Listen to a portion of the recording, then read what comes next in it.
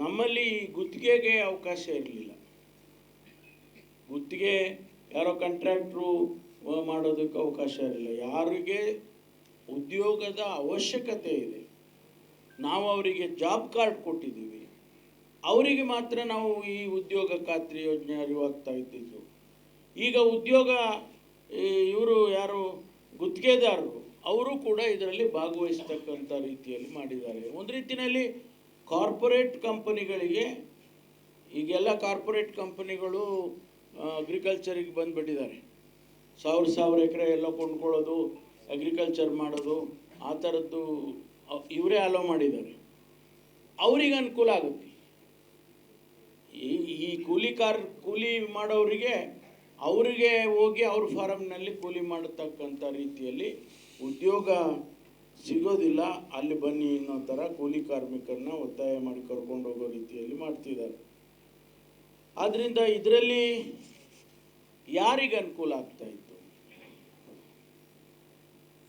ಇದು ಒಂದು ದೊಡ್ಡ ಸಾಮಾಜಿಕ ಕ್ರಾಂತಿ ಆಗ್ತಾ ಇತ್ತು. ಇದರಲ್ಲಿ ಹೆಚ್ಚಿನಂಶ ಮಹಿಳೆಯರು, ದಲಿತರು, ಹಿಂದುಳಿದವರು, ಅಲ್ಪಸಂಖ್ಯಾತರು, ಅವರು ಈ ಕೂಲಿ ಮಾಡ್ತಾ ಇದ್ದಂಥವರು ಉದ್ಯೋಗ ಖಾತ್ರಿಯ ಯೋಜನೆಯನ್ನು ಫಲ ಪಡಿತಾ ಇದ್ದಂಥವ್ರು.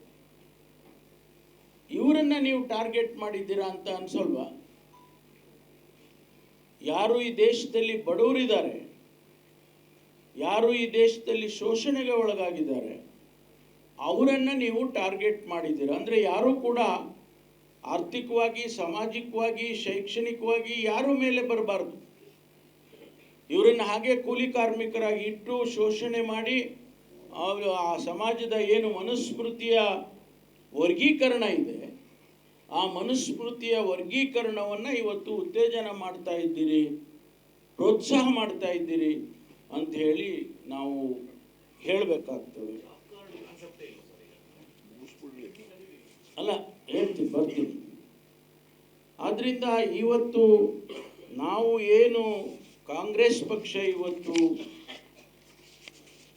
ಜನಸಮುದಾಯಕ್ಕೆ ತಿಳಿಸ್ತಕ್ಕಂಥದ್ದೇನು ಅಂತಂದರೆ, ನಾವು ಕೊಟ್ಟಂಥ ಉದ್ಯೋಗ ಖಾತ್ರಿ ಪ್ರಪಂಚದಲ್ಲೇ ಅತಿ ದೊಡ್ಡ ಕಾರ್ಯಕ್ರಮವನ್ನು ಎಲ್ಲ, ಯಾವ ಜಾತಿ ಇಲ್ಲ, ಯಾವ ಧರ್ಮ ಇಲ್ಲ, ಯಾವ ಭಾಷೆ ಇಲ್ಲ, ಯಾವ ರೀಜನ್ ಇಲ್ಲ, ಆ ರೀತಿ ಒಂದು ದೊಡ್ಡ ಕಾರ್ಯಕ್ರಮವನ್ನು ಕೊಟ್ಟಿದ್ದಂಥ ಕಾರ್ಯಕ್ರಮವನ್ನು ಮೊಟಕುಗೊಳಿಸಿ ಬದಲಾವಣೆ ಮಾಡಿ ರಾಜ್ಯಕ್ಕೆ ಆರ್ಥಿಕ ಹೊರೆಯನ್ನು ಮಾಡಿ ನೀವು ಈ ಕಾರ್ಯಕ್ರಮ ತಂದಿದ್ದೀರಿ. ಅದಕ್ಕಾಗಿ ಇಡೀ ದೇಶದಲ್ಲಿ ನಾವು ಈ ಪ್ರತಿಭಟನಾ ಯೋಜನೆ ಕಾರ್ಯಕ್ರಮವನ್ನು ನಾವು ಹಾಕ್ಕೊಂಡಿದ್ದೇವೆ. ಇದರಲ್ಲಿ ನಾವು ನಿಮ್ಮನ್ನು ಕೇಳೋದೇನು, ಇಲ್ಲಿ ನಿಮಗೆ ನಾವು ಒತ್ತಾಯ ಮಾಡ್ತಕ್ಕಂಥದ್ದು, ನಮ್ಮ ಪ್ರೇಯರ್ ಏನಪ್ಪ ಅಂತ ಹೇಳಿದ್ರೆ, ನೀವು ಈ ಏನು ಕಾರ್ಯಕ್ರಮ ತಂದಿದ್ದೀರಿ ಅದನ್ನು ವಾಪಸ್ ತಗೋಬೇಕು, ಸಂಪೂರ್ಣವಾಗಿ ರದ್ದು ಮಾಡಬೇಕು. ಮೊದಲಿದ್ದಂಥ ಬಿಲ್ ಏನಿತ್ತು ಮನ್ರೇಗಾ ಬಿಲ್ಲು, ಅದನ್ನು ಮತ್ತೆ ಅನುಷ್ಠಾನ ಮುಂದುವರಿಸಬೇಕು, ಮೊದಲನೇದು. ಎರಡನೇದು, ಜನರ ಉದ್ಯೋಗವನ್ನು ಹಕ್ಕಿದೆಯಲ್ಲ, ಉದ್ಯೋಗದ ಹಕ್ಕು, ದಿ ರೈಟ್, ಅದನ್ನು ಪುನರ್ ಸ್ಥಾಪಿಸಬೇಕು. ಈಗ ಬಿಲ್ಲನ್ನೇ ತೆಗೆದಿದ್ದೀರಿ ಅಂದರೆ ಹಕ್ಕನ್ನು ತೆಗೆದುಬಿಟ್ಟಿದ್ದೀರ. ನಾವೇನು ಸಂವಿಧಾನಾತ್ಮಕವಾಗಿ ಹಕ್ಕನ್ನು ಕೊಟ್ಟಿದ್ದೋ ಅದನ್ನು ತೆಗೆದುಬಿಟ್ಟಿದ್ದೀವಿ, ಅದನ್ನು ಮರುಸ್ಥಾಪನೆ ಮಾಡಬೇಕು ಅಂತೇಳಿ ಒತ್ತಾಯ.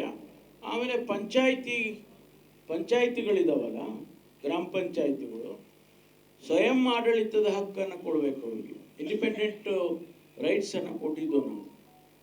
ಆ 73ನೇ ತಿದ್ದುಪಡಿಯನ್ನು ತರೋದ್ರ ಮೂಲಕ ಹಕ್ಕನ್ನು ಪಂಚಾಯಿತಿಗೆ ಕೊಟ್ಟಿದ್ದು. ಅದನ್ನು ನೀವು ತೆಗೆದಿದ್ದೀರಿ, ಅದನ್ನು ಮರುಸ್ಥಾಪಿಸಬೇಕು. ಆಮೇಲೆ ಇಡೀ ದೇಶಾದ್ಯಂತ ಕನಿಷ್ಠ 400 ರೂಪಾಯಿ ನೀವು ವೇತನವನ್ನು ನಿಗದಿ ಮಾಡಬೇಕು. ಕನಿಷ್ಠ 400 ರೂಪಾಯಿ ಆದರೂ ಕೂಡ ನೀವು ವೇತನವನ್ನು ನಿಗದಿ ಮಾಡಬೇಕು ಅಂತೇಳಿ ನಾವು ಈ ಎಲ್ಲ ಬೇಡಿಕೆಗಳನ್ನು ನಾವು ಕೇಂದ್ರ ಸರ್ಕಾರದ ಮುಂದೆ ಇವತ್ತು ನಾವು ಇಟ್ಟಿದ್ದೇವೆ. ಇಡೀ ಜನ ದೇಶದಲ್ಲಿ ಎಲ್ಲ ರಾಜ್ಯಗಳಲ್ಲಿ ಯಾವ ಪಕ್ಷ ಪಕ್ಷ ಮತ್ತೊಂದು ನೋಡದೆ ಯಾರು ಕಷ್ಟದಲ್ಲಿದ್ದರು, ಯಾರು ಇದರ ಫಲವನ್ನು ಪಡಿತಾ ಇದ್ರು ಆ ಜನ ಇವತ್ತು ತಿರುಗಿ ಬೀಳ್ತಕ್ಕಂಥ, ಕೇಂದ್ರ ಸರ್ಕಾರದ ವಿರುದ್ಧವಾಗಿ ತಿರುಗಿ ಬೀಳ್ತಕ್ಕಂಥ ಸನ್ನಿವೇಶ ಉತ್ಪತ್ತಿ ಆಗ್ತಾ ಇದೆ. ಅದಕ್ಕೆ ನೀವು ಅವಕಾಶ ಕೊಡ್ಕೂಡ್ದು. ನೀವು ಈ ಬಿಲ್ಲನ್ನು ನೀವೇನು ತಂದಿದ್ದೀರಿ ಆ ಬಿಲ್ಲನ್ನು ವಾಪಸ್ BBG ರಾಮ್ಜಿ ಅಂತ ಏನು ತಂದಿದ್ದೀರಿ ಅದನ್ನು ನೀವು ವಾಪಸ್ ತಗೊಳ್ಬೇಕು, ಮತ್ತು ಮನ್ರೇಗಾ ಪುನಃಸ್ಥಾಪಿಸಬೇಕು ಅಂತ ಹೇಳಿ ನಾವು ಇಡೀ ದೇಶದಲ್ಲಿ ಕಾಂಗ್ರೆಸ್ ಪಕ್ಷ ಒತ್ತಾಯಪೂರ್ವಕವಾಗಿ ಕೇಂದ್ರ ಸರ್ಕಾರವನ್ನು ಕೇಳ್ತಾ ಇದೆ. ಅದರ ಬಗ್ಗೆ ಈಗಾಗಲೇ ದೇಶದಲ್ಲಿ ನಮ್ಮ ನಾಯಕರುಗಳು ಡೆಲ್ಲಿಯಲ್ಲಿ ಮತ್ತು ಎಲ್ಲ ರಾಜ್ಯಗಳಲ್ಲೂ ಕೂಡ ಈ ಪ್ರತಿಭಟನೆಯ ಕಾರ್ಯಕ್ರಮಗಳನ್ನು ಹಮ್ಮಿಕೊಂಡಿದ್ದಾವೆ. ಅದು ನಮ್ಮಲ್ಲಿ ಕೂಡ ಇವತ್ತು ನಮ್ಮ ರಾಜ್ಯದಲ್ಲಿ ಅದಕ್ಕೆ ಒಂದು ಕ್ಯಾಲೆಂಡರ್ ಆಫ್ ಈವೆಂಟ್ಸನ್ನು ಕೊಟ್ಟಿದ್ದಾರೆ ನಮ್ಮ AICC ಅವರು. ಅದನ್ನು ಆಮೇಲೆ ಹೇಳ್ತೀನಿ. ಆ ಪ್ರಕಾರ ಇವತ್ತು ನಾವು ಅದಕ್ಕಾಗಿ ಒಂದು ಮಾಧ್ಯಮ ಗೋಷ್ಠಿಯನ್ನು ಕರೆದು ನಮ್ಮ ಜಿಲ್ಲೆಯ ಜನ ಯಾರು ಉದ್ಯೋಗ ಖಾತ್ರಿ ಫಲಾನುಭವಿಗಳಾಗಿದ್ದರು ಮತ್ತು ಪಂಚಾಯಿತಿಗಳು ಇದನ್ನು ಉಪಯೋಗ ಪಡ್ಕೊಳ್ತಿದ್ದೋ, ಆಸ್ತಿ ಸೃಷ್ಟಿ ಮಾಡ್ತಾ ಇದ್ದೋ, ಹಣಕಾಸಿನ ಶಕ್ತಿ ಕೊಡ್ತಾ ಇದ್ದೋ, ಆರ್ಥಿಕ ಶಕ್ತಿಯನ್ನು ಕೊಡ್ತಾ ಇದ್ದೋ ಅವರಿಗೆ ನಾನು ಕರೆಯನ್ನು ಕೊಡ್ತಾ ಇದ್ದೇನೆ. ನಾವು ಇದರ ವಿರುದ್ಧವಾಗಿ ಕೇಂದ್ರ ಸರ್ಕಾರಕ್ಕೆ ನಾವು ಈ ಪ್ರತಿಭಟನೆಯನ್ನು ಮಾಡುವುದರ ಮೂಲಕ ಅರ್ಥೈಸಬೇಕು ಅಂಥೇಳಿ ಇವತ್ತು ನಾವು ಈ ಪತ್ರಿಕಾಗೋಷ್ಠಿಯನ್ನು ಕರೆದಿದ್ದ ಉದ್ದೇಶ. ಅದಕ್ಕಾಗಿ ತಾವೆಲ್ಲರೂ ನಮ್ಮ ರಾಜಣ್ಣವರು ಕೂಡ ಈಗ ಬಂದರು.